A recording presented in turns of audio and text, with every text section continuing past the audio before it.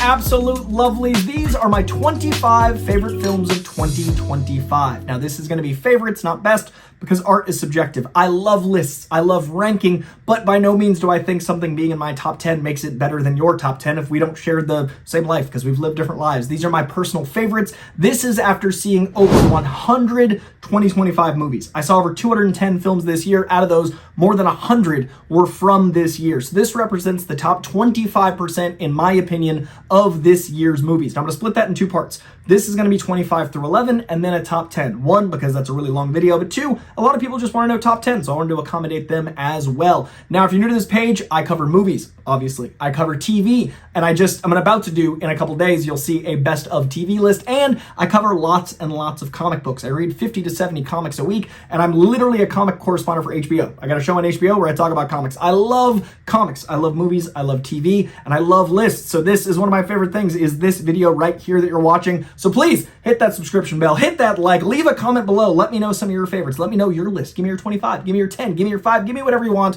But I love lists to see if I missed anything in the year, and I'm hoping that some art that I really enjoyed, you might have missed. You might have opted out. You might have not heard of it. I'd love to bring you some of those here. So let's dive in with some honorable mentions. Like I said, I saw over 100, so I want to give some love to a few more beyond the 25. Really quickly, a lot of love to Weapons, to Eddington, to Is This Thing On, to Zootopia 2, to Caught Stealing, to Spinal Tap 2, The End Continues, one of the funniest titles in years, and also much love to Rob Reiner, and also the very next, the 26 out of 25, Final Destination Bloodlines, which really impressed me. Those are some of my honorable mentions for the year. Let's dive into the top 25 with Marty Supreme. Coming in at number 25, this film is exhilarating, it is bold, it is intense, it is everything you want from a Safdie brothers movie, but just coming out of Josh Safdie. This is one of the craziest press tours I've seen. I love Chalamet's boldness, and this film feels like it's a sports version of acting, if acting with athleticism, right? Like if athletes had that like gusto and bravado, that would be Marty Supreme. And it's interesting because it's a sports film ish in the beginning, and then it devolves and evolves into so many different things, and you really feel Chalamet's passion in that. I don't, however, think I'll be rewatching it often, because there is an element of likability for what choices the lead character makes by intent. So it's not as high as, say, 20 or 10, because that is part of the experience for me, is likability, rewatchability, and certain factors that affect when and how much I'll watch the film, and that's why it is at number 25. Coming in at number 24 is Begonia. Begonia was crazy. Begonia actually had me guessing back and forth throughout the film up until the actual reveal of what was going on. I don't want to give you too much about the film, but know that you are presented with an option in the first act, and you will spend, if you're like me, the next 2 acts wondering if you're crazy, if they're crazy, what even is crazy? And I love that I knew very little going into this film, and I love that we get another Yorgos Lanthimos experience of pure bizarro absurdity, comedy, drama. It is so good. Some of the best Jesse Plemons I've seen. I love Emma Stone in this. It is so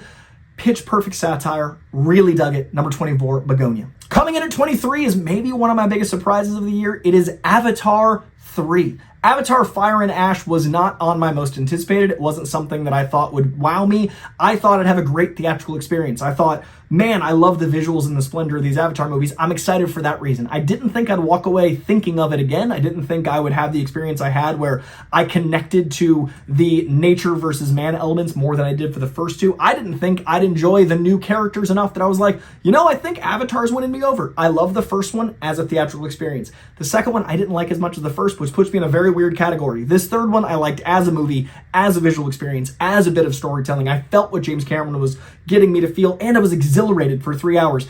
Everything I want out of a blockbuster. Really impressed with Avatar Fire and Ash. I'm so surprised. 23, Avatar. Coming in at number 22 is Naked Gun. The expression, they don't make them like they used to, comes out a lot this time of year. This one is one of those. They do not make comedies like this movie anymore, and I'm so glad to see they were able to blend a lot of the 70s, 80s, and even early 90s sensibilities into this film without some of the things that you're like, well, I don't know if that works in a movie today. This tries. This does the bold thing. This is mile a minute funny. It's one of those films where the jokes are hitting so fast you miss things because you're laughing over the next joke. You can rewatch it and find new jokes in it because it is that layered with insane humor.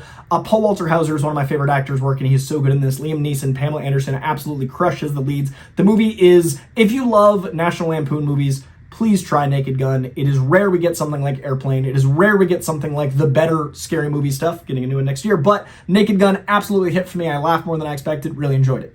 Coming in at number 21, and I'm actually surprised it's this low. That shows how many great movies we got this year. 21 is F1. This is the follow-up to Kaczynski's Top Gun Maverick, and it is just as exhilarating. It straps you into a car. It pushes you to the edge of your seat. It keeps you there for 2 hours. Brad Pitt is charm incarnate, as always. Javier Bardem is a great bro to his bromance. There's so much chemistry in this. I adore Carrie Condon. She is insanely good in this, and I think she needs her flowers more. I think this Idris guy is going to be such a big star. I think he is fascinating. Damson Idris is, I think, one of those people you'll look back on and be like, whoa, they were in F1 when they were younger. Like, he's one of those guys who's going to be a giant star, and you can feel that in this film. You've got great directing, great action, great chemistry amongst your leads. The only thing that doesn't put it any higher is I haven't thought about the movie as much as I thought I would. So it's still in my top 25. It's just not in the top 20. It is an exhilarating ride. It's a hell of a theater experience. I'm really glad it exists, and I want more movies like this. Coming in at number 20, and probably not on a lot of people's lists, is The Gorge. I really want to highlight this film because the chemistry in it is incredible.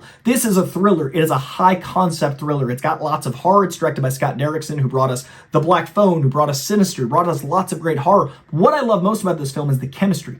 Our two leads, Anya Taylor-Joy and Miles Teller, feel genuinely in love. The way that builds is so wonderful. It has all of the things I want from a rom-com, but in a thriller, and I love when genre bending makes me feel like I'm watching the other genre, but I'm just as captivated in the genre that I'm watching. That is a hard line to walk. I really love the world building. I love the character design. I love all the horror stuff, but it was the heart of the horror that really sold me, and that is The Gorge. Really dug it, and a lot of people might not. This is one of those that if you tell me you hated it, I'm sorry. I had a good time with it. Number 20, The Gorge. Coming in at number 19, in a year of Stephen King, we had so many great Stephen King adaptations. Check out my TV best of for some Welcome to Derry. We got The Long Walk. This is a very comfortable 19. This movie was traumatic. This was intense. This is from Francis Lawrence, who brings us Hunger Games trauma, a lot of young adult intensity with like adaptation of people going through dystopian times, and you feel bad because they're young and that's the world they live in. Here we are in that world of The Long Walk. I cared so much about these characters.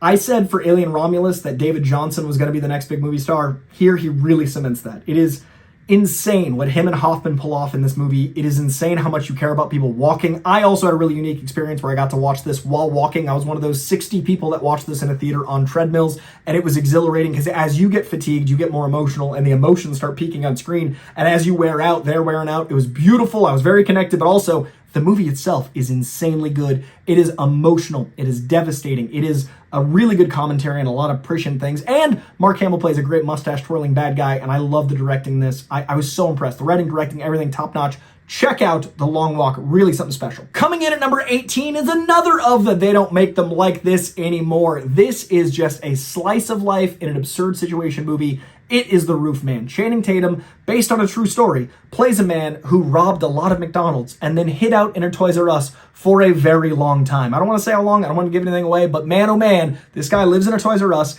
and robbed McDonald's, and this all actually occurred, and it's one of the most captivating stories of the year because of the sheer likability of this guy, of Channing Tatum, of the cast in general. Kirsten Dunst is incredible in this, a great Tony Revolori appearance, lots of really good stuff in this film, and it's from Derek Cianfrance, who I adore. If you haven't seen Blue Valentine, if you haven't seen The Place Beyond the Pines, do yourself a favor. He is a genius. He made this story that could have just been a straight-to-DVD movie an actual theatrical experience because of the captivating nature of the human condition. There's so many moments where you're like, would I have made that decision? What would I do in this situation? Man, that feels like my life sometimes. And it's about a criminal living in a Toys R Us. It is so good. Plus, lots of great nostalgia for 90s and 2000s, so it's very millennial right here in my heart. Roofman. Coming in at number 17 is a comedy that I did not know would hit all of the 2000s comedy feels, but with a lot more depth than I expected. It is Good Fortune. This film has 3 leads. That is a hard thing to do. Seth Rogen is a lead, Aziz Ansari is a lead, and Keanu Reeves is a lead. And each of them gets their own beautiful arc in a kind of 1-part, 2-part story.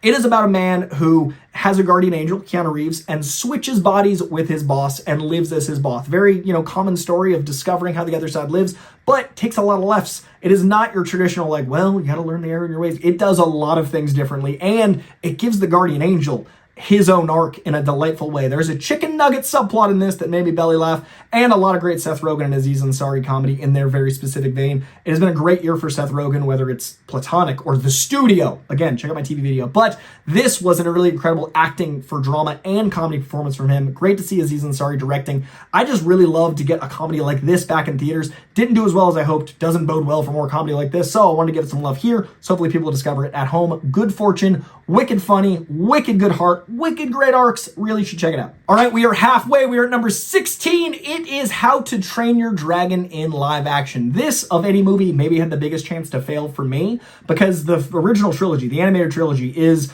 one of, if not my favorite trilogy of all time. I love those movies so much. But when Dean Dubois signed on to make the live action, I was very cautiously curious because who do I trust more than the man who gave me that trilogy? And then it was magic. Now, this movie stars Mason Thames doing not, very importantly, a Jay Baruchel impression. He is playing Hiccup his way. That was so important to me, and I felt that. Mason Thames is such a good actor, man. This movie is so special. I love the supporting cast. I love the world. I love Gerard Butler reprising his role as the only one to reprise his role from live action animation.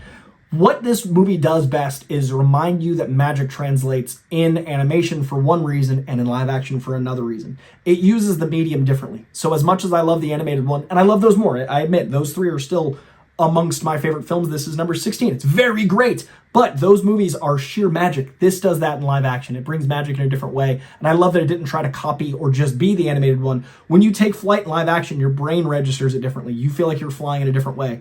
I love that they didn't just try to be that one. It was its own thing in live action for people that might not watch animation. I know I don't think it's a kid's thing. I think it's another medium. I connect to live action more than I connect to the medium of animation generally. I think there are other people like that that maybe didn't watch the animated that might watch this one and discover the magic of Dragon. And I love that we're getting a whole, hopefully, trilogy. I know we're getting a second one. But yeah, it really, really hit me. A lot of feels, a lot of emotion, a lot of love. And I love the original, so I'm so glad to get it in live action. Dragons and flying and glory, and Mason Thames killing it. Yeah, How to Train Your Dragon. All right, we're into the top 5 of this video. Coming in at number 15 of 2025 is The Materialists. This is from Celine Song. This is a movie that I did not know I would end up having lots and lots of conversations about. Everything on this list means a lot to me, and I've thought a lot about it, and it's affected me. This is the only movie on this 11 through 25 where my fiance and I saw it and then had a 2-hour conversation about love after it. It affected us so much that it made us think about love. It warmed specifically relationship parts of our heart where we were talking about, like, we're getting married in June. We talked about marriage, and like, it was all positive, obviously, but like, we talked about what love means, what relationships mean, what marriage means. Deep conversation elicited by a film that is a rom-drom that I think was advertised as a rom-com. There's plenty of comedy in this, but it really twists and turns at about the 35-minute mark and becomes another thing. And I think a lot of people were thrown by the beginning, which is still good in my opinion, but it becomes another animal, and it is wickedly smart. Chris Evans here is playing such a specific to his type. I really, really love Pedro Pascal in this. And Dakota Johnson, this is maybe my favorite Dakota Johnson performance. She is sensational. It suits her really well, and this whole thing elevates because of the 3 of these leads. I really, really love movies about relationships that aren't pandering. This one feels like it gets to the heart of the human condition about relationships so well. The Materialists, number 15. Coming in at number 14 is one of the best Marvel movies in a very long time. I am not amongst the mindset of nothing good after Endgame because we got No Way Home. We got Shang-Chi. We got lots of good TV like WandaVision and Loki. I'm not one of those people, but I would say this is one of the best movies in a long time, and it's amongst that stuff. I'd say it's as good as the higher third of Marvel. It is Thunderbolts. Thunderbolts really rocked me. I thought it was great to actually look at the psychology of what these people have gone through, to look at the darkness, to look at the trauma, to look at the experience of it. Comics are great because you feel like you identify with these characters. A lot of times people read comics because they feel like an underdog. They feel like the world is out to get them. This movie feels like it gets the characters that feel downtrodden and beaten down by the world. It captures that. It's got a great villain for it. Sentry really surprised me. I actually like Sentry more in this than in most of the comics. I think the original Paul Jenkins comic stuff is great, but after that, I feel like people kind of lost the plot on Sentry. This feels like the original stuff. This captures Sentry to me, while also giving a lot of characters that are kind of the pardon the phrase, redheaded stepchild, I'm allowed to say it, that are not the beloved, they're the C, D-list characters, elevating them, showing the importance of those characters, showing the importance of these roles in the MCU. The comedy, I think, works better than most. I think Sebastian Stan is such a movie star, and he doesn't take over the film. It gets to become a Yelena Belova film. It's really impressive when the beloved character, the movie star, all those things don't overshadow the movie itself. the other giant movie stars, obviously, Florence Pugh, Yelena Belova, but it never felt like there was any fighting of screen time. It felt like her movie with a supporting cast and what she's been through. So much more realistic than just like, I'm a spy, things are good. She's insanely good in this. It plays like one of her dramas, as she advertised talking about, but it gets to be a superhero film with drama. Loved Harbor in this. I think he's wicked funny. I love the whole supporting team. I love that Ghost got to be like a fan favorite. There's so much good in this, plus Paul Sentry. It is just, yes, Thunderbolts 14. Coming in at number 13 is, I mean, a lot of people probably thought these would be higher for me. Superhero movies I love, I really enjoy, but I really love things in all spaces, and this year I just happen to enjoy 12 movies more than these two that I expect people expected to be in my top 10. Number 13 is Fantastic Four. Now, Fantastic Four slightly edges out Thunderbolts because of that second act. The second act of this, I think, is the best second act in all of Marvel. Like, purely second act, I think from the moment we get to Galactus, like arriving on that planet, through them coming back to their Earth is a perfect 20 minutes. The birth scene, the chase of Surfer herself, the Galactus imagery, the energy of that arc, perfect. I think the production design is also some of the best Marvel's ever done. I think the visuals are stunning.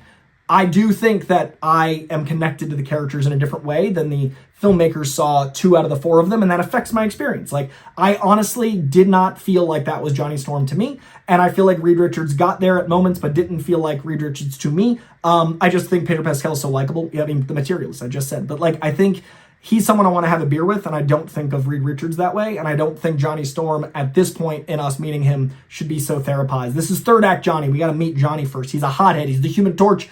I wanted something different, but that doesn't mean the movie's lesser. It's just my experience of the movie couldn't be higher than 13, but all of the rest of the things happened. All the rest of the things I love, I just can't be higher because I love the comics and I see the characters in a certain way, and that is A-okay. That's why it's number 13. Coming in at number 12, this one's going to piss a lot of people off because this is one of the worst rated movies of the year to other people. One of mine, I mean, it's number 12. It's almost in my top 10. One of my favorites of the year. This movie made me, like, I don't cry as much as I want to. I want to be able to, but I struggle. This movie almost got me there, and that means a lot to me. It is a big, bold, beautiful journey. This is a movie that stars Colin Farrell and Margot Robbie. Even my cat abandoned me. My cat's been sitting in my lap. He's like, I don't agree with this opinion. A big, bold, beautiful journey feels like every theater kid getting to actualize how they feel emotionally about love. And I say that in a complimentary way. It's a very big film. It's a very bold film. It's a very theatrical film. It's a very theater kid film.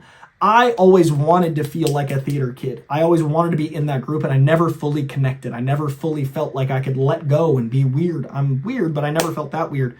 This movie really feels that weird. This movie feels like it's an exposed nerve. This movie feels like it wears its heart on its sleeve. This movie feels like it loves love. A lot of people didn't like the performances. That was the thing I loved. I feel like Colin Farrell really, really bore his soul, and then Margot Robbie bore her soul in such a different way that when they came together, every scene with them just felt like different sparks in all the best ways. I really love the visuals. It is such a bright movie. It is so vibrant. It reminds me of classic Technicolor Hollywood. I love the practical sets. I don't know. I just got a lot out of this movie. I don't know what movie other people saw, and I don't want to see that movie. I saw this movie, and that was the movie I experienced, and that's why I love lists, because this is my number 12, and it's probably not a lot of people's top 50, but I got a lot out of it, and that's what mattered to me, so it is my number 12, and I really, really hope people give it a chance. If that sounds like your cup of tea, it might not be for you, but it was for me. Number 11, this almost made the top 10. In fact, this was on my top 10 almost all year, and I only just moved it because my number 8 moved up. This was another movie, and then I've thought so much more about number 8. Tune into that next video, and you'll see what it is, that I had to move it from 11 to number 8, because number 11 is, I think, all of the things I love about John Wick, but in a brand new, different way. It is Ballerina. Ballerina is the top of my part 2 of the year. It is number 11 out of over 100 films. It is everything I love about John Wick, but without the going to say unreliability. It doesn't feel like it got as convoluted as the other ones did for me. I think the first John Wick is damn near perfect. I love the simplicity. I love the counting bullets. I love the gun fu. I love that he feels real. By the time you get to God Keanu and the falling down the stairs comedy and the mythology, it doesn't feel the same as what I'm connected to in the John Wick world. Ballerina does. You keep a lot of mythology. You still get the Continental. You still get the crazy, like, in-depth world, but it feels leaner. It feels meaner. It feels... I like street-level comics more than cosmic, right? I just connect to Spider-Man more than I connect to Captain Marvel. This, to me, is the Spider-Man, and the Captain Marvel, either of them, there's two Captain Marvels, there's actually like 3 or 4. Anyway, that is John Wick 3 and 4. I connect so much more to counting bullets and to plausible deniability and a little bit more grounded to the story. I bought Ana de Armas as this absolute brutal assassin and what she went through as a ballerina. I love the brutality of what real ballerinas go through is insane. I love that trope, personally, in Assassins, and that's used pretty often, that coldness, that intensity, that fight, that fervor. I really enjoyed that. I feel like that tied into the world of John Wick really well. And one thing I thought it did better than most is the player 1, player 2 aspect of a hero becoming an antagonist. In this story, John Wick would be her antagonist. They do a really good job making that character pop in and out at the right times, and him feeling like it's the player 2 if you're playing a video game, but also like he's still John Wick, but to her, that'd be a terrifying figure. He's the boogeyman. So I really appreciated that while being incredibly well directed. The combination of, sounds like Chad Stahelski came in and helped a fair amount in like, rewrites and stuff, but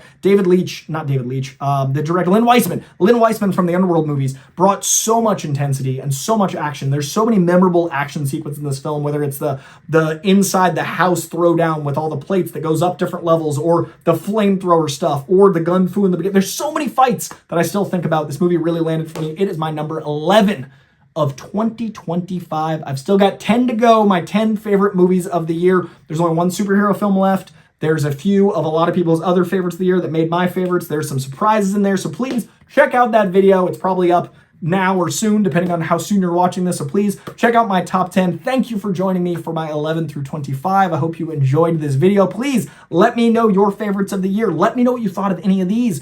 Respectfully, I hope. Please, let's have a conversation. I love talking about movies. I love talking about my favorites. It was a great year in cinema. We've still got the greatest, in my opinion, to go. So thanks for tuning in. Like, subscribe, comment.